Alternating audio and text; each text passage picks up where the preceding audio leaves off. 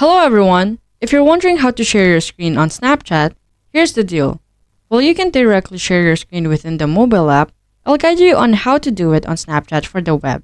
Stick around to find out. First, visit the website web.snapchat.com. This is where you'll find all the information you need for Snapchat on the web. Once on the web, log into your Snapchat account. Start a call with a friend or a group.